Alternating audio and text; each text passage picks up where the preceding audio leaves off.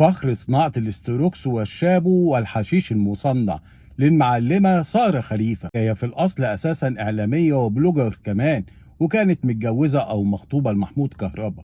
سارة خليفة هي مواليد 29/3/1995، يعني عندها 30 سنة. ابتدت مشوارها في الإعلام من وهي صغيرة. اشتغلت 3 سنين في الاي ار تي، وكانت بتعمل برنامج اسمه من هنا القاهرة. وبعديها اشتغلت شوية في المحور، وبعد كده سافرت، كانت شغالة مراسلة لقناة عراقية. وبعد كده رجعت وظهرت في المجال كأنها منتجة لكل المغنيين اللي طالعين اليومين دول، زي عصام صاصة وحسن شاكوش وحمو بيكا والمغنيين اللي على شكلاتهم.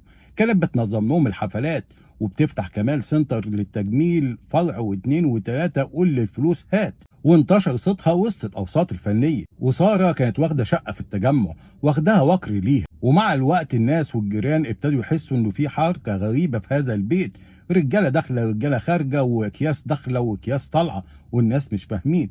اتقدم فيها اكتر من بلاغ مهم، عملوا تحريات وفعلا طبوا عليها، واكتشفوا المصيبه ان ساره طلعت معلمه كبيره، عندها مصنع يا جماعه بتصنع فيه هذه الاشياء.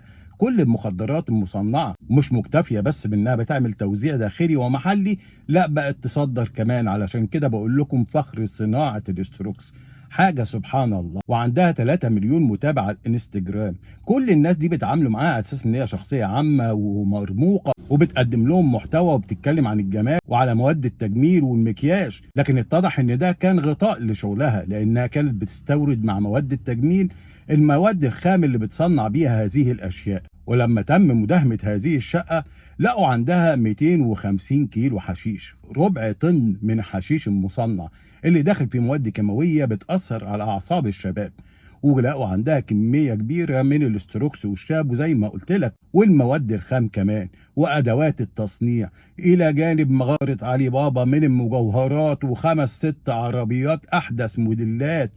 والقيمه بتاعه المخدرات اللي كانت موجوده تعدي 420 مليون جنيه. يا سلام، فعلا يا جماعه احنا بقينا نشوف العجب العجاب.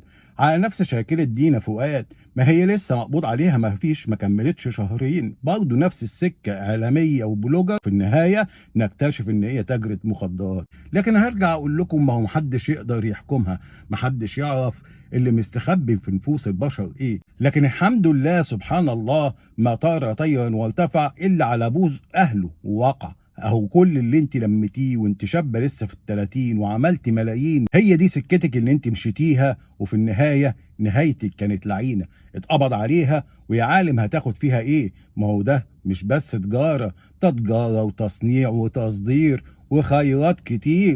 اللي بقينا نشوف فيه مذيعين بيتاجروا في المخدرات، ونلاقي محامي زي الراجل بتاع اسكندريه، سفاح اسكندريه، كان محامي هو يستقطب ضحاياه ويخلص عليهم كمان.